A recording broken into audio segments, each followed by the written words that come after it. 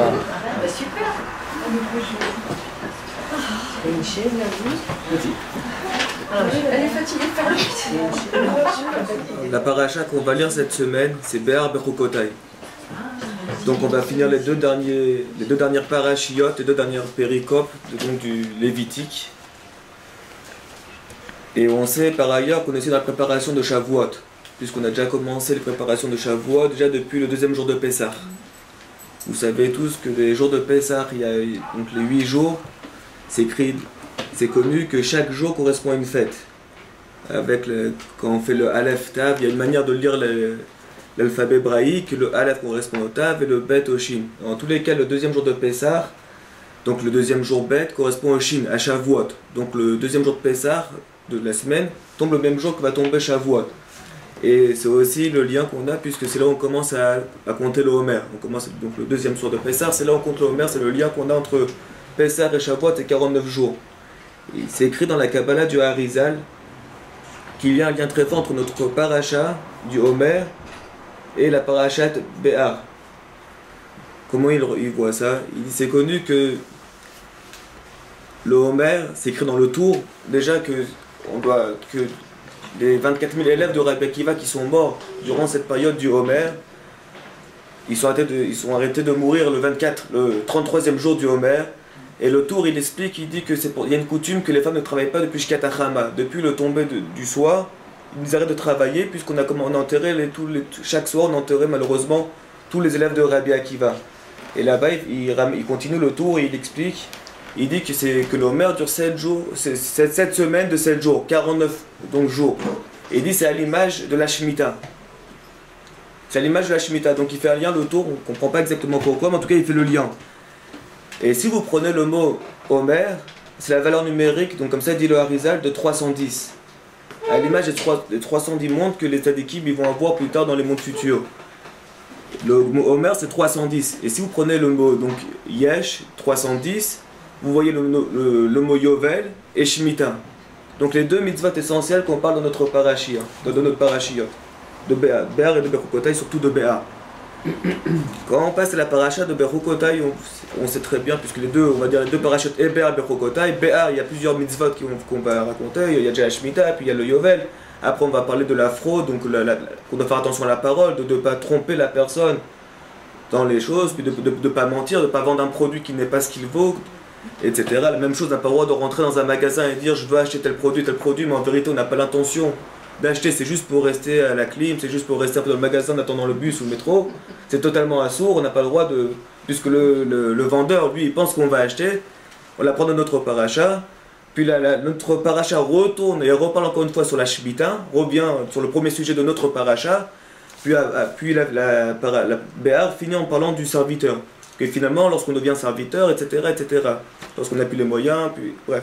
Et Bechukotai, c'est une paracha très particulière, puisque il a très peu de versets, mais c'est là où on finit le livre de Vaïkra, le troisième livre de la Torah, et il n'y a que les brachot et les klalot, les bénédictions et les malédictions. Il y a combien de malédictions? 49. À l'image des 49 jours qu'on a entre Pessah et Shavuot. Encore une allusion à cette période-là. Et le Ben Ishraï, Rabbi Yosef Chaim, dit quelque chose d'extraordinaire. Il dit et ça rejoint le Tanya, il dit que dans les klalot, dans les malédictions qu'on trouve dans notre paracha, en vérité, il y a des bénédictions très profondes. Et des fois, comme on ne peut pas amener de bénédictions directement, donc c'est à travers des fois des malédictions, en vérité, tout ce qui vient d'Akadosh Baruch Hu, c'est du bien. Et le Ben Ishraï, il dit que les klalot, que les malédictions qu'il y a dans le parachat de Bechukotai, en vérité, sont pas un peu plus loin, c'est des bénédictions beaucoup plus grandes que la première partie de la paracha, que les bénédictions. Il y a deux manières de voir les choses. On s'arrête au pshat, à la lecture, et on voit des malédictions, ou on va un peu plus loin, on trouve que c'est des très grandes bénédictions.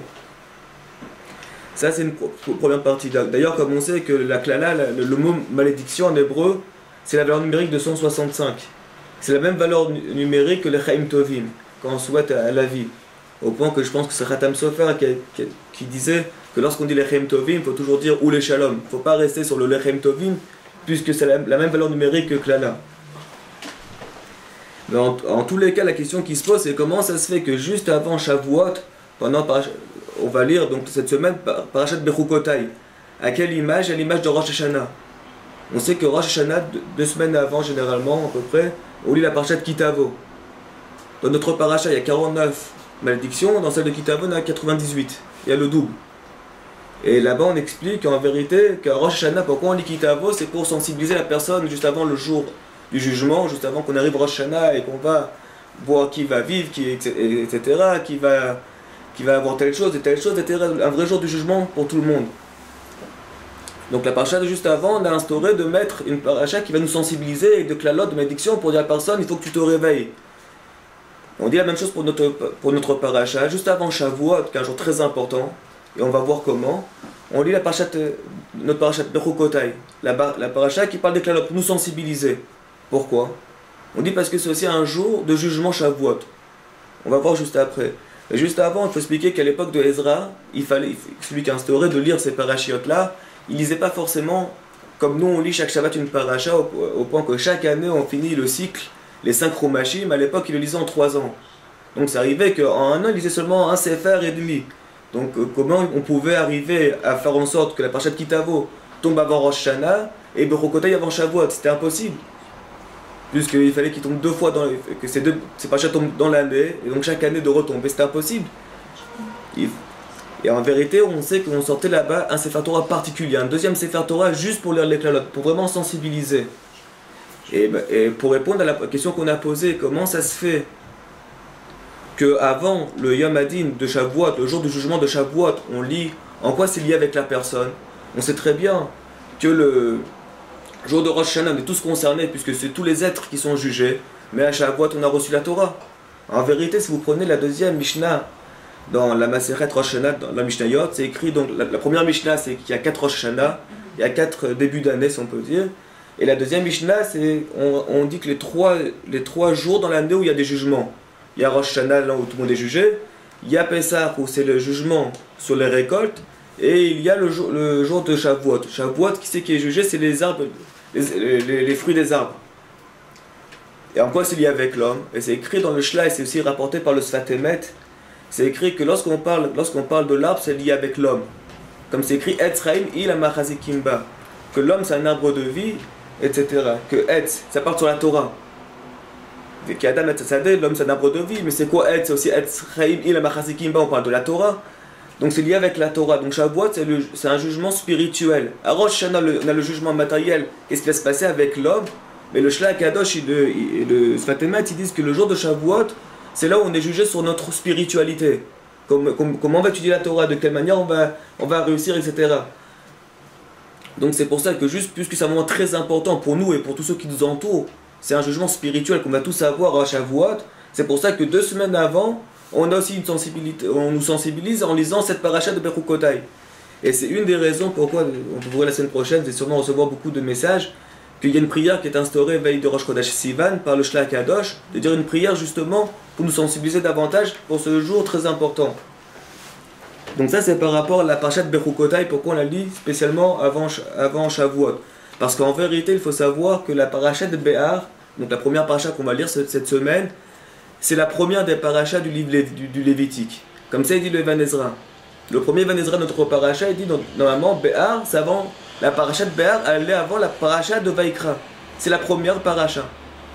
Puisqu'en plus on dit Béar Sinaï, là-bas on compare le Béar avec la notion que toutes les mitzvot ont été données au Har Sinaï à l'image de la Shemitah, aussi bien la mitzvah que ses détails. Alors comment ça se fait qu'on va lire Béar seulement plus tard, on va lire Béar seulement avant Bechukotai? On aurait dû lire Béar il y a quelques mois déjà, juste avant la paracha de Vaikra.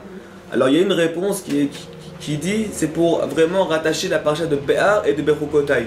Puisqu'on va avoir Béar, on va expliquer un peu plus tard vraiment quel Nekuda, quel idon pour ressortir de cette paracha, c'est important de la mettre vraiment avant la paracha de Bechukotai qui parle et des bénédictions et le contraire. Maintenant, il y a une autre question qu'on peut poser. On sait très bien que la paracha, que tout le livre de Vaikra est lié au Kohanim, aux prêtres. Comme ça, le Ramban, on sait que le Ramban, avant chaque livre, il va expliquer un peu quelle est l'idée du livre. Le premier livre, c'est le livre des patriarches. Le deuxième, de l'exode qu'on a en Égypte et la délivrance. Et le troisième, on dit, c'est le livre des Kohanim. On parle de tous les sacrifices, etc. Donc comment ça se fait qu'on va mettre dans le livre qui parle seulement aux Kohanim et aux Lévi'im, on va mettre la paracha de Béar, qui est liée avec la Shemitah. Le fait de laisser reposer la terre tous les 7 ans.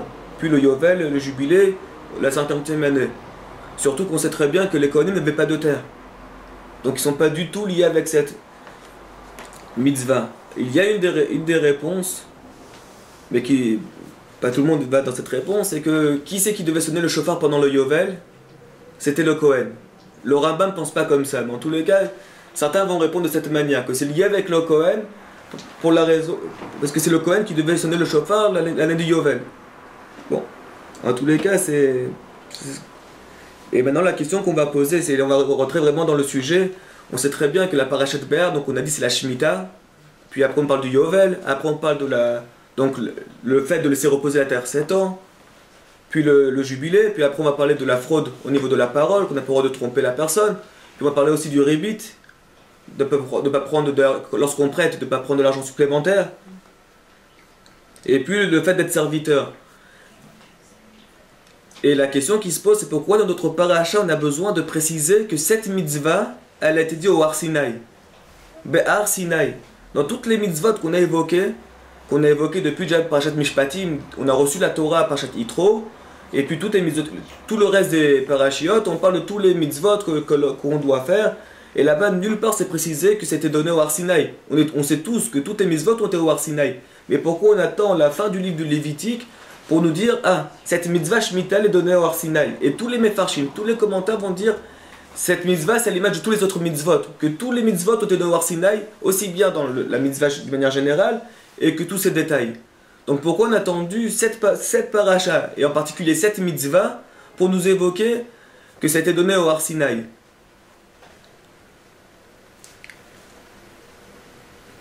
Alors en vérité, il y a un Rashi qui dit juste à la fin de notre paracha, l'avant-dernier Rashi, qui explique que c'est quoi notre paracha, c'est quoi la Shemitah, c'est quoi cette mitzvah de la Shemitah?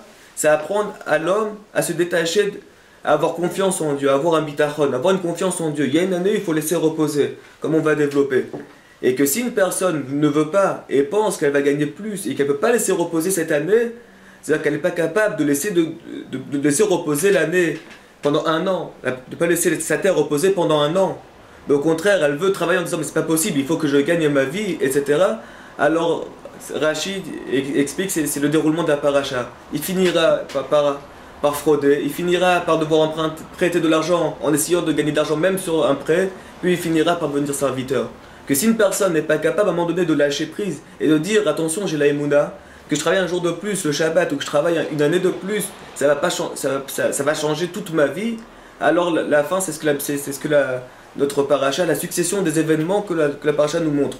Que si une personne n'est pas capable de lâcher, n'est pas capable de se reposer, d'avoir un peu confiance en Dieu, alors la suite n'est pas agréable. Il y a plusieurs personnes plusieurs commentaires qui ont essayé d'expliquer pourquoi il y a la Shemitah, pourquoi on se repose pendant un an. Alors on sait très bien, il y a une Gemara qu'on dit que pendant le mois de Tishri et de Nissan, il y a la yeshiva à l'époque. J'ai oublié quel rave qui disait, bon maintenant, puisque c'est un moment important pour la récolte, alors vous allez tous aller travailler, puis on se reverra tranquillement à partir du Rosh Chodesh Iyar, et on va travailler jusqu'au Rosh Chodesh Tishri, puis après il y a un mois où on devait faire toutes les récoltes, etc. Donc ça veut dire que chaque année, il manquait 2 mois d'études. Donc si vous prenez 2 mois d'études, que chacun perdait pendant 6 ans, il manquait 1 an de Torah. C'est pour ça qu'arrivé au bout de la 6e année, Dieu disait, bon maintenant ça suffit, il faut aller étudier la Torah parce que vous avez perdu pendant 1 an l'étude de la Torah. Bon, ça c'est une explication.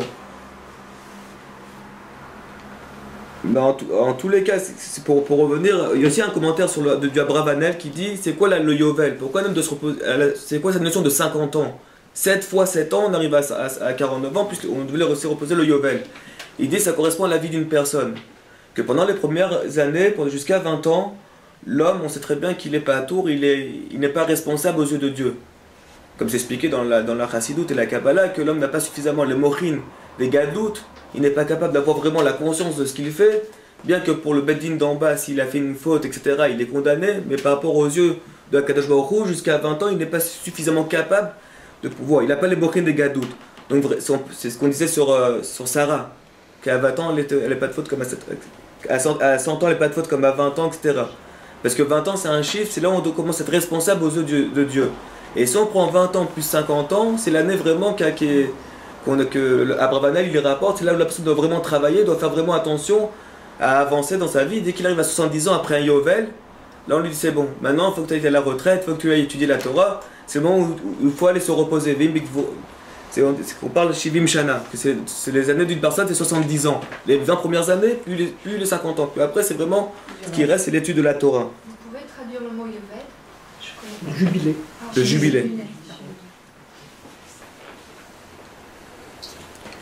Et pour revenir maintenant à la mitzvah particulière de la Shemitah, donc le fait de laisser reposer la terre pendant 7 ans, le Kili Yakar, donc c'est un des commentaires sur la Torah. Laisser reposer la terre pendant 1 an. Comment? De laisser reposer la terre pendant 1 an. Et j'ai dit. 7 ans. Excusez-moi. La 7e année, il faut laisser reposer la terre pendant 1 an. Tous les 7 ans. 6 ans vous travaillerez, la 7e année, à l'image du jour de la semaine. 6 jours vous travaillez, la 7e année, vous devez vous reposer, excusez-moi. Et en tous les cas, le Kili Yakar, il amène ici quoi la Shemitah? C'est pour éduquer la personne à avoir le bitachon, à avoir la confiance en Dieu. C'est-à-dire que pendant la 40 années, on était dans le désert. On n'avait pas de quoi faire la Shemitah. On n'avait pas de terre. On mangeait facilement, on avait la manne, on avait l'eau. Et dès qu'on est rentré, tout allait très bien. Puis dès qu'on est rentré en Israël, d'un coup, Dieu il dit, mais attends, ils vont rentrer en Israël, ils vont commencer à travailler avec leur force. Et peut-être qu'ils vont m'oublier. Donc il faut à tout prix leur rappeler que toute la parnassa, toutes les choses qui sont dans le monde viennent d'Akadosh Baruch Hu, viennent de Dieu. Pendant 40 ans, vous êtes dans le désert, c'était facile. Vous avez Moshe Rabbeinu, vous avez les nuées, vous avez l'eau, vous avez la manne, vous avez tout ce que vous voulez. C'est facile. Maintenant que vous allez rentrer dans la terre et vous allez vraiment travailler, vous allez commencer à penser peut-être que c'est les fruits de votre main qui vont vous donner à manger. Et pour éviter cette erreur, je vous mets la Shemitah. Comme ça, le Kili Yakar dit, tout le Yesod, toute la base, toute la raison pour laquelle la Shemitah est instaurée, c'est pour créer à l'homme, pour dire à l'homme, pour rappeler à l'homme que la parnassa, que tout ce qui arrive à l'homme vient de Akadosh Baruch Hu, vient de Dieu. Moi j'ai une question, parce que là vous parlez d'un monde agricole, donc toute la terre se repose et les paysans font autre chose. Maintenant on n'est plus dans un monde agricole. Alors bien sûr on n'achète pas les fruits, mais les gens qui sont sur l'ordinateur ou dans un autre métier, vous parlez de repos de l'homme, de l'être humain, plus de la terre. De la terre. De la terre. Vous vous reposerez, c'est-à-dire l'homme se repose. Alors c'est une grande discussion à savoir, est-ce que la mitzvah c'est l'homme qui doit laisser reposer la terre ou est-ce que c'est la terre qui doit se laisser reposer? C'est là que je vous pose la question. Ça c'est une grande discussion. On ne va pas rentrer dans cette soubiade, de toute façon je ne suis pas suffisamment calé dessus, mais c'est une grande discussion. Mais alors excusez-moi, ça veut dire que ça se passe, ça veut dire que nous ici en France, quand on va acheter des produits israéliens, c'est vrai qu'effectivement, mais nous ici en France, ça veut dire qu'on n'est pas bon, on n'est pas bon du tout sur tout ce qu'on mange. Bon, il y a des listes qui te disent si tu peux manger tel fruit. Chaque année sur la Shemitah, on a des listes. Ça, c'est les produits d'Israël. Produits d'Israël et les autres produits. Ça ne concerne que Eretz. La Shemitah, elle concerne que C'est la terre d'Israël. La terre d'Israël. elle concerne pas le... La terre d'Eretz. Ça pourrait être... Oui, c'est vrai. On a commencé Parce à qu'ici, on peut avoir des agriculteurs qui peuvent être... Paradoxalement, Israël vend les fruits à l'étranger. Les Israéliens ne les consomment pas et toutes les récoltes sont vendues à l'extérieur, en dehors d'Israël. Ça dépend lesquels. Les vrais fruits. Tu trouves les étals avec les avocats au moment. Oui, mais en Shemitah, c'est que sur la terre d'Israël. La Shemitah, c'est que sur la terre d'Israël. Donc ça veut dire que si, ici, moi, Il y a des conditions qui ont été faites par certains rabbins de vendre la terre à des non-juifs de façon à ce qu'elle soit plus assujettie à la Shemitah. Donc dans ces conditions, après, donc, ils peuvent prendre ces fruits qui ne sont pas vraiment consommés en Israël parce qu'il y a beaucoup de gens qui rejettent ce principe et qui sont vendus à l'étranger. Nous, on en trouve en France. Mais c'est pour ça qu'il y a des listes précises de ce qu'on achète, de ce qu'on peut acheter par rapport à quand ils vont être ramassés par rapport à la production. En général, les 2 années qui suivent la Shemitah, c'est pas simple, c'est pour dire que c'est pas simple, y compris en Israël, y compris ici pour nous. En tous les cas, pour nous, cette notion de Shemitah, on l'a chaque semaine. Aussi bien pour les Israéliens, c'est Shabbat. Il faut savoir qu'il y a cette ancienne Gemara qui est écrite dans la Maseret Megillah. Quel était l'argument de Haman? Qu'est-ce que Haman disait au roi Achashverosh? On a un peuple qui est extraordinaire, c'est le peuple juif, bien sûr. Voilà, avec des lois particulières. La Gemara, elle disait surtout chez pays. C'est quoi chez IPI? La Gemara dit c'est que constamment, Aman il disait à Achashverosh, on a un problème, on a un peuple que constamment il dit Shabbat Hayom, Pesach Hayom. Ils ont constamment des fêtes, Pesach et Shabbat. Et c'est quoi Shabbat? Pourquoi ça dérangeait Aman que Shabbat il travaillait pas le peuple? Parce qu'il dit c'est un peuple qui vit avec la Emouna. C'est-à-dire qu'ils vivent 6 jours par semaine, la 7e ils ne travaillent pas. Ils ont les Emouna qui vont voir leur parnassa. Mais nous Aman et Achashverosh, le problème que le juif il pense que l'effort n'est pas lié avec la parnassa. C'est pas parce que je produis plus que je vais gagner plus. Je dois produire, d'ailleurs c'est toute la notion de Bechokotai. Il faut vous fatiguer. Mais c'est pas parce que vous fatiguez. On est payé, on est récompensé sur la fatigue dans la Torah. Si vous allez acheter un vêtement, vous allez dire à la personne, moi pour ce vêtement je l'achète à temps. Il va dire, oui, vous savez, ce vêtement particulier je mets plus de temps. J'achète un produit fini. Contrairement à la Torah, c'est Amal Batorah. C'est chaque seconde qu'on passe à étudier la Torah, à faire une mitzvah, chaque fatigue, on est récompensé. D'ailleurs, il y a un Tana qui, dès qu'il rentre au Beth Midrash, à la maison d'études, il disait, il remerciait Dieu d'être récompensé sur la fatigue, puisqu'on pouvait passer, peu importe combien de lignes on étudiait, mais le fait d'essayer de comprendre même une ligne, on était récompensé même si on restait quelques heures. Donc c'est vraiment l'effort. Mais en tous les cas, par rapport à Aman, on disait le peuple il vit avec la Emouna. Peu importe l'effort qu'ils fournissent, et d'ailleurs il dit on a un problème, parce que puisque le juif il ne travaille pas pendant Pessah, puisqu'il a 8 jours de repos, et puisqu'il ne travaille pas pendant Shabbat, ça veut dire qu'il gagne un peu moins d'argent. S'il gagne moins d'argent, quand à la fin de l'année il faut donner la masse, il faut donner les impôts au roi Achashverosh, il y aura de la perte, ils ne vont pas gagner suffisamment pour prendre plus d'argent. Donc le fait qu'eux ils ont la Emouna, entre guillemets, ça nous dérange, parce que s'ils n'avaient pas cette Emouna, ils auraient travaillé plus, et peut-être qu'ils auraient gagné plus, et donc ça aurait fait plus d'argent pour nous, pour Achashverosh. Mais en tous les cas, nous ne pensons pas comme ça. On pense que si on travaille 6 jours, qu'on travaille 7 jours, le résultat il sera... Macron n'a rien inventé, quoi. Comment? Macron n'a rien inventé. Il n'a rien inventé. Les impôts... Moi j'avais entendu l'histoire du tonneau. C'est comme le juif, il a un tonneau qui est rempli. Et ben c'est comme si on voulait mettre 3-4 robinets, mais en réalité le contenu du tonneau est le même et on obtiendra ce qu'il y a dans le tonneau. Et de rajouter les robinets ne va rien changer. Ça ne va rien changer. Pour l'Israël, il y a une histoire de Maguid de Douvdin. Rabbi Yaakov Kranz, il donne un homme extraordinaire. Il y avait un jour une personne qui n'avait pas beaucoup d'argent et qui devait faire un voyage. Et donc il marche avec sa grosse valise. Et puis il y a une calèche qui passe et qui lui dit vous allez où avec votre grosse valise? Il dit je vais dans telle ville. Ça tombe très bien, je passe par là-bas. Il dit bon, on va monter dans la calèche. Il monte dans la calèche, il prend la valise, il la met sur ses genoux et il commence à avancer quelques kilomètres. Puis à un moment donné, la personne se retourne et dit mais pourquoi tu as ta valise sur tes genoux? C'est dommage, tu te fatigues. Il dit écoutez, déjà vous m'avez pris à moi. Si en plus vous allez prendre la valise, ça fait trop lourd. La même chose, Akadosh Baruch Hu, il a mis des règles. Qu'on fasse la Shemitah, qu'on fasse le Shabbat, ça va rien enlever à la Parnassa. On peut vouloir travailler plus pour aider Dieu, ça va rien changer. Au contraire, comme il y a beaucoup de personnes, beaucoup de commentateurs qui expliquent que si la personne elle veut travailler plus, elle va peut-être avoir plus d'argent, mais à la fin concrètement, elle va devoir faire beaucoup plus de frais, donc à l'arrivée, elle va rien gagner. Elle peut essayer. La même chose, il y a une autre histoire qui me vient à l'esprit de Rabbi Yaakov Kranz, de Vuna, qui dit il y avait une fois une personne qui devait de l'argent, Reuven qui devait de l'argent à Shimon, et arrivent les chances pour payer, et là il se rend compte qu'il n'a pas de quoi payer. Et donc il dit, il va voir son copain, une troisième personne, il va voir Lévi, il dit écoute Lévi, j'ai un grand problème, je dois de l'argent à Shimon, mais j'ai pas de quoi lui payer. Écoute, c'est simple, tu vas le voir, et tu lui dis, et tu fais le fou. Lui il va avoir pitié de toi, et donc il va avoir de la peine pour toi, il va pas te prendre ton argent. Bon, il va chez Shimon, il fait le fou.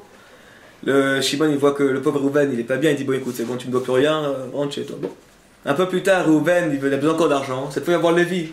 Il dit bon Shimon c'est trop tard, maintenant je vais voir Lévi, celui qui m'a donné le conseil. Il lui emprunte de l'argent et un peu plus tard il revient le voir et lui dit, et il essaye de faire le faux aussi avec lui, pour lui dire ben je suis le fou, je peux pas te rendre, etc. Bref. Et là Lévi le bouscule, il lui dit c'est moi qui ai donné ce conseil, tu veux faire ce que moi je t'ai donné le conseil? La même chose, c'est Akadosh Baruch Hu nous a donné toutes les conditions pour pouvoir réussir.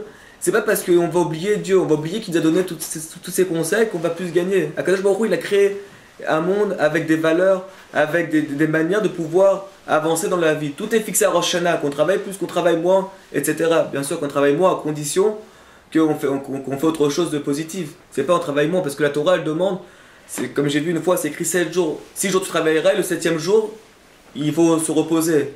Et on focalise tout sur le fait que le 7e jour, il faut faire Shabbat. Mais on oublie que pour arriver à Shabbat, il y a 6 jours, il faut travailler. Que c'est un devoir de travailler 6 jours, au point que quelqu'un qui veut faire un Shabbat un autre jour, il est condamné. On n'a pas le droit de décider, mardi je fais un Shabbat supplémentaire, je vais faire 2 Shabbats cette semaine. C'est totalement un saut. Shabbat, c'est un cadeau que Dieu nous a donné, c'est réservé au samedi, aujourd'hui, etc. Et qu'on ne peut pas rajouter. C'est comme ça, c'est les valeurs que Dieu a mis en place. Et pour revenir à la Shemitah, c'est ce que Dieu dit la même chose. Vous devez travailler, va arriver la 7e année, et la 7e année, vous ne travaillerez pas. C'est pas normal, c'est pas lié avec. Ça ne correspond pas aux valeurs du monde. Les valeurs du monde, c'est on travaille pour récolter, on travaille pour gagner. Arrive la Shemitah, non.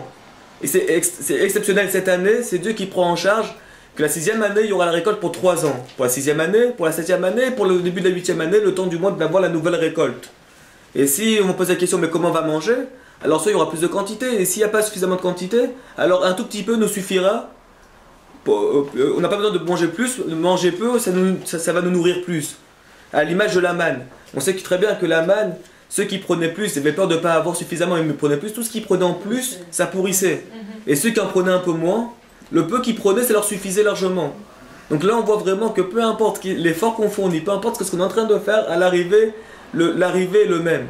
Le résultat, c'est Akadosh Baruch Hu qui nous le donne. Et pour revenir un peu sur Adam Arishon, pour expliquer un peu plus la Shemitah, on va revenir sur Adam Arishon. On sait très bien qu'Adam Arishon, il est né, du moins il a eu la Neshama à la 7e heure. Sa Neshama, Dieu lui a mis la Neshama. Après, Dieu lui a dit à la 8e heure, il ne faut pas consommer du fruit. À la 10e heure, il a transgressé. À la 11e heure, il a été jugé.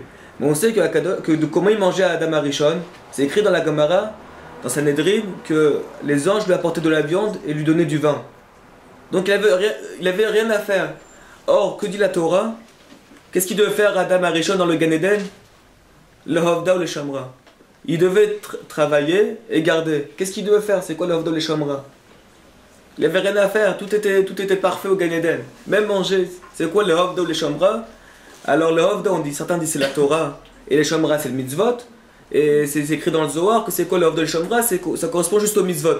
Les mitzvot positifs et les mitzvot négatifs. Mais en tout cas, qu'est-ce qu'on a demandé à Adam Arishon, à Adam? C'est seulement de lui de faire ce qu'il a de faire, seulement le spirituel, étudier, et de faire les mitzvot. Mais bon, le problème c'est qu'il a fait la faute et il a mangé ce qu'il ne fallait pas manger. Et c'est quoi qu'on lui a dit? C'est quoi le jugement qu'on lui a donné? On l'a jugé, on dit maintenant l'homme il doit fournir un effort. On l'a sorti du Gan Eden, maintenant l'homme il doit travailler, il doit maintenant fournir des efforts pour pouvoir manger. C'est fini ce qu'on vivait au Gan Eden. C'est fini ce que Adam Arishon vivait, maintenant il faudra fournir un effort pour pouvoir obtenir ce qu'il faut. Et Rav Dessler aussi, le Rav Wolbe, ils essaient d'expliquer c'est quoi cette notion, c'est quoi cette punition qu'a eu finalement Adam Arishon, de devoir servir, de devoir travailler pour manger, de se fatiguer. Il était au Gan Eden, il mangeait tranquillement, il y avait les Malachim, les anges qui lui apportaient à manger. Il sort du Gan Eden, d'un coup il doit faire l'effort. Et il ramène un principe extraordinaire qui dit dans le judaïsme, c'est écrit dans le Tanya, il s'écrit un peu de partout, que Zelou Mazeh Asa Elokim, que c'est Rav Wolbe la Benza, que Dieu a fait chaque chose, il y a le bien et le mal. La seule chose où il n'y a pas l'équivalence dans le mal, c'est le niveau le plus haut de l'Neshama, c'est le niveau de Yechida.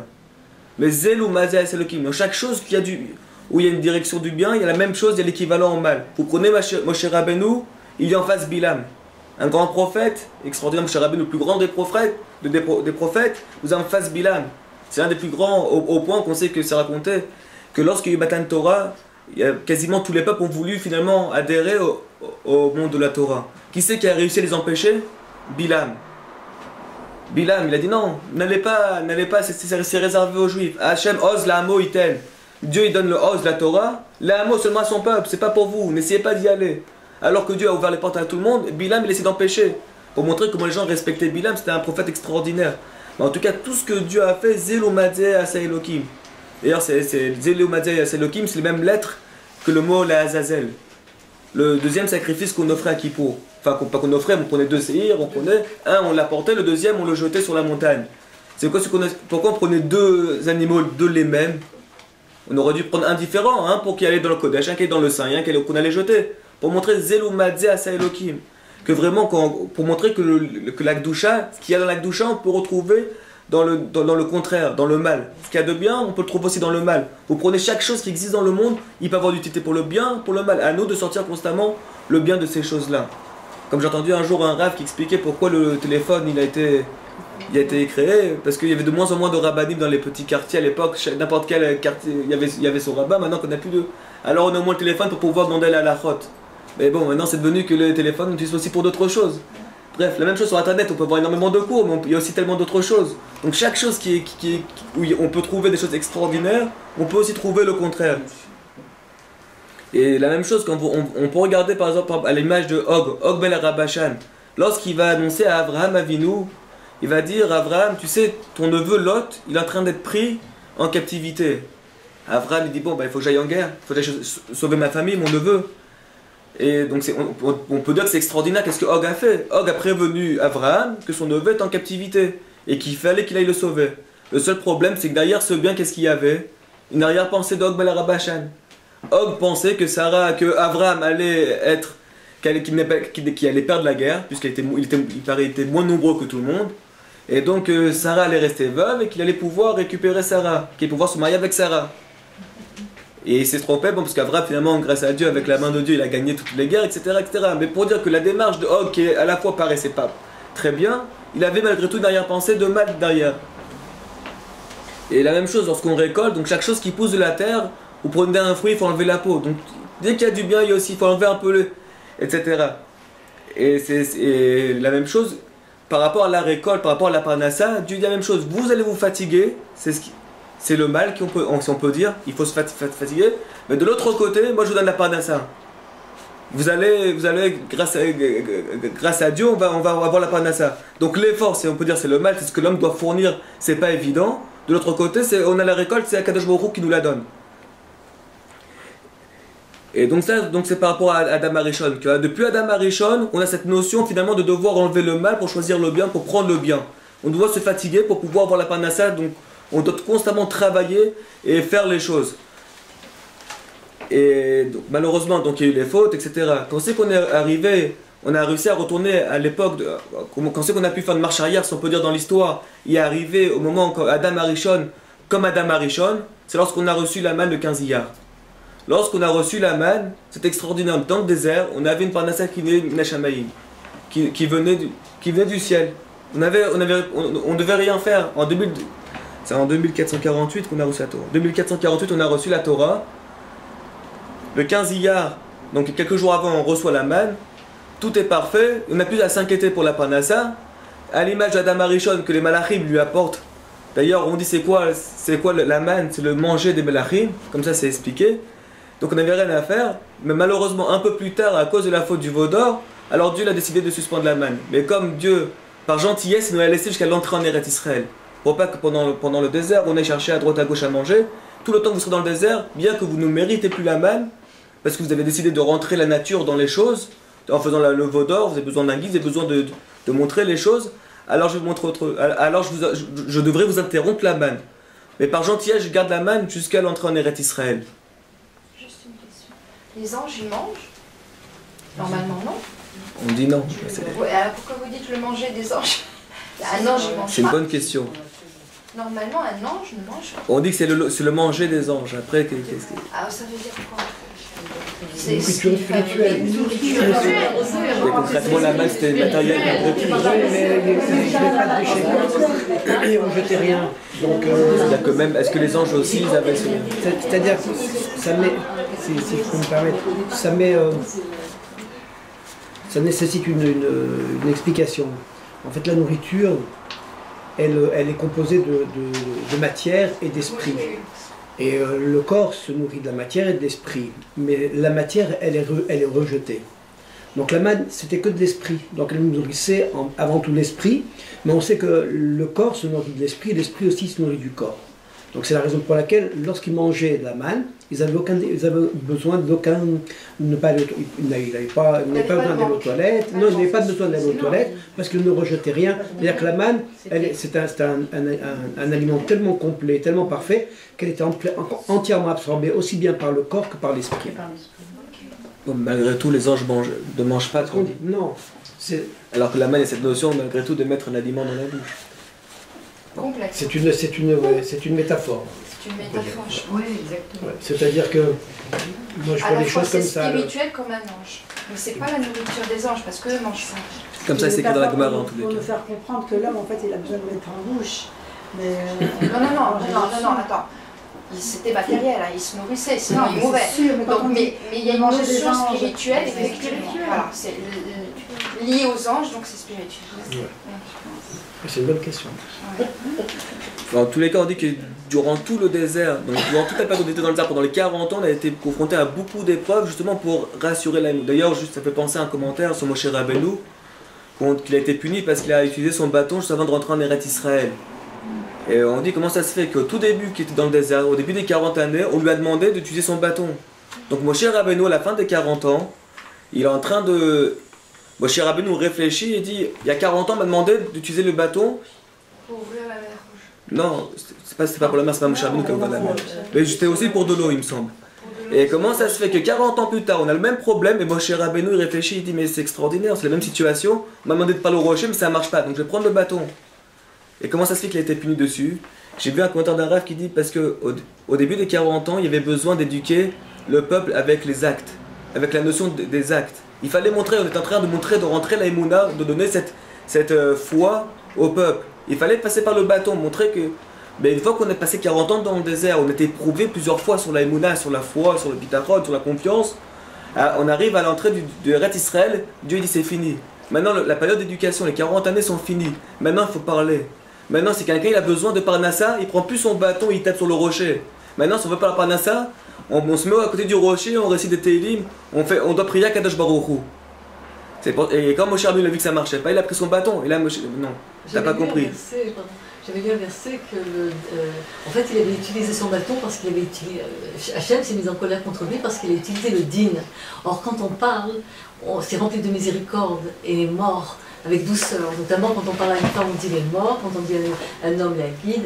Donc j'avais lu, enfin j'ai encore lu récemment, que Hachem il a dit mais pourquoi? Donc tu as utilisé le din, puisqu'il s'est mis en colère, il a parlé au lieu de parler au rocher comme il se devait pour avoir de l'eau. Donc ça correspond, donc il a voulu faire donc toutes les l'eau c'est le matériel, c'est la pluie, et c'est la parnassa. Au début des 40 ans, il fallait avoir le din, il fallait cette éducation. Mais quand on arrive à la fin des 40 ans, il fallait seulement passer par la parole, par la prière, par Torah chez Bapé, Torah chez Bertha, la Torah orale, Torah écrite, pas bon. Et comme Moshe Rabbeinu n'a pas tenu puisqu'il a vu qu'il y avait une pression, donc c'est là où Dieu lui a dit indirectement, c'est arrivé au tour de donner la place à ton successeur, à Yoshua. Ta période d'éducation est finie, on passe à une autre étape. Une autre explication, parce que c'est complexe de lui interdire de rentrer dans la terre d'Israël, c'est au tout début de ce dialogue avec Dieu, où pendant une semaine, 7 jours, justement, il refuse la mission d'aller en Égypte. Dieu le supplie, il va en Égypte, il dit non, je ne peux pas, pour X raison. Et à la fin, il y avait aussi cette discussion où il reproche presque à l'Éternel pourquoi les enfants meurent, parce que les Égyptiens tuaient les bébés. Et de voir souffrir le peuple et de voir mourir les enfants, quelque part, à sa manière, Moïse le reproche à l'Éternel. Et Dieu, à la fin, lui dit, puisque tu me réponds comme ça, je ne te ferai pas rentrer dans la suite. Bon, parce qu'il y a plusieurs explications. Bon, en tout cas, le Gaon de Vilna, il dit qu'on doit comprendre un principe important de notre paracha, on a répété plusieurs fois, mais en tout cas, que l'effort n'est pas lié avec ce qu'on va obtenir. Et il donne à l'image d'un enfant, un bébé, lorsqu'il a faim, il va demander à sa mère, enfin, avec des pleurs, pour avoir un peu à manger. Et que juste après, il va dormir. Il ne se pose pas la question qu'est-ce qu'il va manger plus tard. Il ne se dit pas comment je vais manger, il ne se prend pas la tête. Il n'a pas ce problème de comment il va manger plus tard.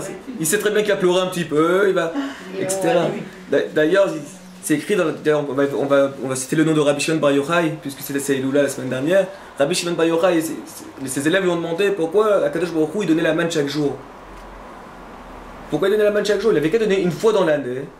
Et on aurait tranquillement pu manger toute l'année en garde. De toute façon, c'était un aliment qui était pur. Pour que l'homme fournisse l'effort. Comment? Pour que l'homme fournisse un effort.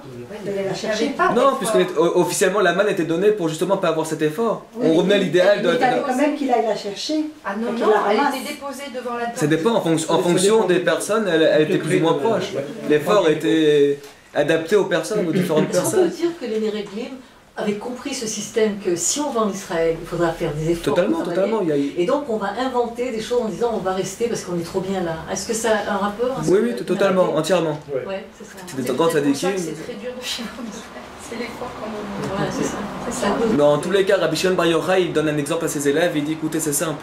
Il dit prenez l'image d'un père, d'un roi, que s'il donne un peu d'argent de poche à son fils une fois pour toute l'année, il va voir son fils une fois tous les ans. Mais s'il donne une fois tous les mois, alors il va voir tous les mois, il va venir et chercher son argent de poche. Et s'il donne tous les jours, alors chaque jour il va venir voir son père. Il dit la même chose, la manne c'était vraiment pour nous... C'est pas faux dans le rapport des enfants et du parents. C'est vrai ça. C'est pas faux, au moins tu les vois. Non. En tous les cas, c'est ce que Rabbi Shimon Bar Yochai il répond, il dit la même chose, la manne c'était pour chaque jour, bien qu'on savait qu'on avait la émouna, que l'on demande d'aller avoir la manne, chaque jour on avait cette prière pour demander à Dieu de nous envoyer la manne. C'était la volonté de Dieu, puisqu'on sait très bien que Dieu aime les prières. La même chose c'est écrit dans la Gemara Yebamot, que pourquoi tous les patriarches ont été stériles. Et on dit parce que Dieu aime la tefila des tzadikim. On ne va pas rentrer ce qui est toute une souga dedans, mais en tous les cas, la réponse que donne là-bas dans Masechet Yebamot, c'est que Dieu aime la prière des justes. C'est pour ça qu'il voulait mettre un peu à l'épreuve Abraham, Yitzhak et Yaakov pour augmenter les prières, puisqu'il aime ça. Donc, la même chose, c'est quelqu'un, malheureusement, comme Rabbi Eliezer ben Pedat, qui n'avait pas beaucoup d'argent, un jour il s'est plaint parce qu'on sait qu'il mangeait très peu, et il a dit à Dieu, etc. Et Dieu lui a dit, mais si tu veux avoir plus d'argent, il faudrait que je reconstruise le monde, puisque ton mazal, c'est comme ça. Donc on peut vouloir plus, mais ce qui est fixé pour nous, c'est fixé pour nous. On raconte une histoire sur Rabbi Avraham et Ben Ezra. On dit qu'un jour il a pris un bateau et il y a eu des pirates, ils l'ont pris en captivité. Et là-bas il y a un curé qui l'a acheté. Qu'il a acheté, il a dit celui-là il a drap de panim, celui-là il est beau, il est magnifique, il correspond, j'ai envie d'avoir cette personne chez moi. Il a commencé à lui faire plein de tâches. Et un jour le roi appelle ce curé et lui dit écoute, j'aimerais te mettre à l'épreuve et savoir si t'es quelqu'un, comme tu dis, un curé, un homme de Dieu, ou si tu es en vérité un charlatan. Bon, je vais te poser 3 questions. Il dit c'est simple, où Dieu se tourne, où la face de Dieu, où Dieu regarde, où Dieu se tourne. Deuxième question, qui c'est qui fait le tour de la terre chaque jour? Et troisièmement, combien je vaux? Et là le curé est embêté, il ne sait pas comment répondre, il réfléchit, écoutez, laissez-moi quelques jours, je vous donne 3 jours. Il rentre chez lui, il cherche les réponses, il ne trouve pas, puis il s'adresse au Rav. Et alors Rav il dit écoute, c'est simple, dans 3 jours, si tu n'as pas la réponse, le roi il va te tuer. Le meilleur c'est que moi je me déguise en curé, je vais là-bas, et si je réponds là, tant mieux je rentre à la maison et tu me libères, et toi tu seras bien à ta place, et si malheureusement je réponds pas bien, il me tuera à moi et pas à toi. Bon, il va au palais du roi, et lorsqu'il arrive au palais du roi, sur la route il va acheter un crucifix avec une représentation de leur Dieu, et il arrive là-bas, il achète 10 francs, il arrive au palais et il dit je vais vous répondre à vos questions. Donc le roi convoque tout le monde, c'est bien, on va voir le curé qui va nous répondre, il va nous illuminer, on va comprendre. Il dit première question, où Dieu se tourne, où est la face de Dieu, où Dieu se dirige. Il dit est-ce que vous pouvez amener une bougie? Il n'y a pas de problème. Il amène une bougie, il pose sur la table, il dit Dieu se tourne où la lumière de la bougie se répand. De tous les côtés. Après il dit la deuxième question, qui fait le tour du monde tous les jours? C'est le soleil. Bonne réponse. Et il dit la troisième question, combien je vaux? Il dit vous valez 8 francs. Ah bon, mais comment tu arrives à cette conclusion? Il dit c'est simple, je suis parti acheter en argent massif une représentation de Dieu, de votre Dieu. Et il vaut 10 francs. Lui, bon, il faisait passer pour un curé, donc il dit une représentation de Dieu 10 francs en or massif. Donc je me suis dit que vous valez juste un peu moins que Dieu, vous n'êtes pas au même niveau que Dieu. Et ça a plu. Et là le roi a fait je peux vous poser une autre question? Et là, il dit, bon, oui, allez-y. Et le roi fait peut-être que vous savez déjà la question que je vous posais. Oui, vous voulez savoir si c'est bien moi le curé? Non, c'est pas moi. Bon, ils sont partis attraper le curé, ils l'ont mis à mort. Et le roi est parti voir, qui était très aisé, ce curé, il a dit toute la richesse je la donne à vous, à ce Rav et Ben Ezra. Et Rabbi Avraham il a dit non, je veux pas l'argent. Il dit parce que bon mazal, j'ai un mauvais mazal. Donc même si vous donnez tout l'argent du monde, ça sert à rien, je vais le perdre. Donc au lieu de me le donner à moi, payez-moi les frais de mon retour pour rentrer chez ma famille, et la deuxième partie, donnez-la pour tous les pauvres et tous ceux qui ont les nécessités de la ville. Mais me donner directement à moi, mon mazal, il est pas bon, ça sert à rien de me la passer. Bref, il racontait un peu l'histoire sur le mazal de ce Rav et Rav Ben Ezra. On dit qu'il y avait un jour une grande magafe, une grande épidémie. Et depuis qu'il s'est décidé à se mettre dans le commerce des médicaments pour arrêter l'épidémie, pour vendre parce qu'il y avait besoin de médicaments, l'épidémie s'était arrêtée. Et dès qu'il a arrêté de vendre des médicaments, l'épidémie a repris.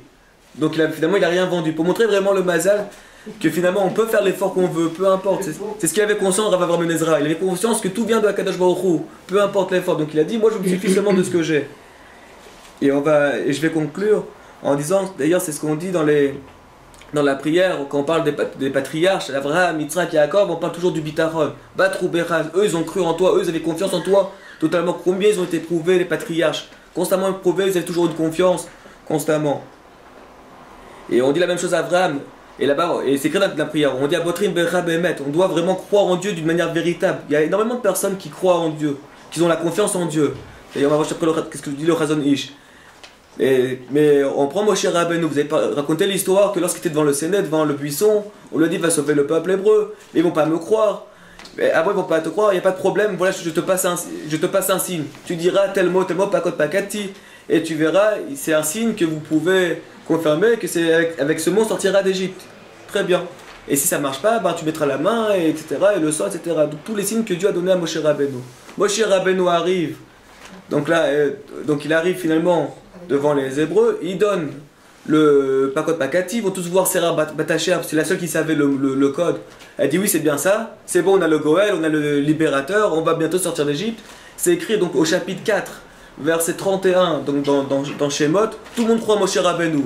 Vous prenez un verset après, donc tout le monde croit Moshe Rabbeinu, c'est bon on a le libérateur. Un verset, un seul verset, Moshe Aaron se trouve au palais, Rachi intervient, il dit ils sont où tout le monde, tout le peuple qui le suivait, tous les anciens. Tout le monde s'est enfui. Ils ont dit, on a confiance en Moshe Rabbeinu. Mais dès qu'ils ont vu qu'il fallait rentrer au palais, qu'il y avait les lions et les contrôles, etc., ils ont dit, ah non, on a peur. Donc tout le monde s'est enfui. S'il ressort, on le croit. Mais pour l'instant, on ne va pas jusqu'au bout avec Moshe Rabbeinu. Donc un verset avant la Torah, tout le monde a confiance en Moshe Rabbeinu. Un verset après, plus personne n'est avec Moshe Rabbeinu pour être au palais. Vous prenez un peu plus tard, dans Moshe Rabbeinu sort les Hébreux d'Égypte. Ouais. Il arrive devant le Yam Souf, on sait très bien qu'il n'y a pas directement au Har Sinaï, il contourne un peu, et justement, pourquoi il contourne, c'est expliqué pour que justement ça donne envie à Pharaon de poursuivre les Hébreux et pour donner la crête Yam Souf, la traversée de la mer des gens. Et tout le monde dit à Moshe Rabbeinu, personne ne pose des questions à Moshe Rabbeinu, tout le monde a confiance, Moshe il sait ce qu'il fait. S'il fait un petit contournement, on sait ce qu'il fait. D'un coup, tout le monde voit l'empire pharaonique avec la cavalerie égyptienne, et ils disent mais... Moshe Rabbeinu, si c'était pour mourir, on avait suffisamment de cimetières en Égypte. Donc, encore une fois, on retrouve que tout le monde a une émouna, personne ne pose de questions, mais au moindre problème, on est confronté, on remet en question tout le bitachon, toute la confiance qu'on avait dans Moshe Rabbeinu et dans Akadosh Baruch Hu.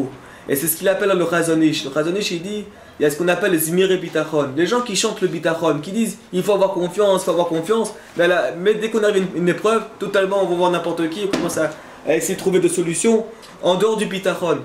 Et finalement, c'est tout ce qui s'est passé dans le désert, c'était de nous éduquer dans ce bitachon, dans cette confiance-là. Et maintenant, on comprend qu'est-ce qu'on nous dit dans la parashat Béa. C'est quoi la Shemitah? Donc la mitzvah de la Shemitah, de laisser reposer la 7e année, donc de ne pas travailler la terre, la 7e année, comme les Shabbat, etc. Donc ça fait appel à une grande émouna, où c'est qu'on nous dit Bahar Sinaï, où c'est qu'elle nous a été dite au Har Sinaï. C'est-à-dire quoi, au Har Sinaï? Dans une des lectures, on peut dire elle a été vécue déjà au Har Sinaï. Rappelez-vous qu'au Har Sinaï, on était dans cette situation. Au Har Sinaï, on avait la manne, on avait tout ce qui était spirituel, toute la nourriture, on l'avait déjà. Donc pas seulement elle a été dite au Har Sinaï, mais on a déjà fait l'expérience au Har Sinaï. Donc toutes les mitzvot que Dieu nous a données, c'est à l'image de la Shemitah. Et c'est quoi la Shemitah? De laisser reposer la terre pendant un an, de ne pas travailler pendant un an. N'ayez pas peur, ayez bitachon, parce que cette décision, pas seulement on l'a déjà vécue, vous n'avez rien à craindre. Ça c'est la notion qu'on nous donne de... Et pour finir sur un midrash, et après j'arrête là, le midrash il dit quelque chose d'extraordinaire. Il dit qu'on sait très bien que Shaoul, lorsqu'il a fait la guerre contre les Philistins, il y avait plus de 30 000 personnes des Philistins qui sont venus voir Shaoul pour se battre avec lui. Et Shmuel lui dit, écoute, avant de te battre contre les Philistins, attends que je vais revenir. Lorsque je reviendrai, j'offrirai un sacrifice et après on ira en guerre. Et puis le prophète Shmuel traîne, Shaoul a peur, puis tout le monde commence à partir. Ils n'avaient pas d'armes, ils avaient juste le télim pour se battre. Et ils attendent. À un moment donné, le 7e jour, Shaoul il a peur, il va pour approcher il dit bon, Shmuel n'est pas revenu, on est même à peine 600 contre toute une cavalerie, plus de 36 000 personnes. Je vais approcher moi le sacrifice. Il va pour sacrifier, Shmuel lui dit mais qu'est-ce qui se passe? Je t'ai dit de m'attendre. Il dit voilà, Dieu a décidé de te reprendre la royauté. t'es le dernier roi, tes enfants ne seront pas rois après toi. Et il y a un midrash, le midrash Ochar sur le Télim, qui pose la question, il dit mais pourquoi David, quand Dieu a dit David va être le nouveau roi d'Israël, les Malachim ils sont venus, ils ont dit à Dieu mais pourquoi plus David que Shaoul? Pourquoi David sera roi? Est-ce que lui il est mieux que Shaoul? Et Dieu leur a répondu, regardez qu'est-ce qu'il a fait David. David Amélar, lorsqu'il était confronté aux Philistins, la même chose, il était confronté aux Philistins, on dit qu'il a attendu que... Oui, on lui a donné un signe. Tu attaqueras les Philistins seulement quand le haut des arbres va bouger. Avant, tu n'attaques pas les Philistins. Et on dit que lorsque les Philistins sont approchés à 4 mètres de lui, 4 mètres, et tout le monde dit, bon, David, qu'est-ce qu'on fait? Le roi David, qu'est-ce qu'on fait? Ils sont là, ils sont à 4 mètres de nous. Il dit non, ça n'a pas encore bougé, on n'a pas le signe. Vaut mieux mourir avec la confiance en Dieu, avec le bitachon, avec la droiture, être honnête, etc., que de trahir Dieu. Vaut mieux mourir. Et juste après, bon, c'est très bien que les arbres ils ont bougé, etc. Et c'est ce que Dieu a répondu au Melachim. Regardez le bitachon de David. Il peut avoir la peur, on peut être confronté à des... Mais c'est ce que la parole veut nous enseigner. On est confronté plusieurs fois dans la vie à des problèmes. On doit avoir un bitachon. Mais c'est quoi le bitachon? C'est pas seulement de savoir qu'on sait que le résultat, est-ce que Dieu va nous donner le résultat, mais c'est de dire on l'a déjà expérimenté, Har Sinaï, on l'a déjà expérimenté au moment du Har Sinaï. Exact.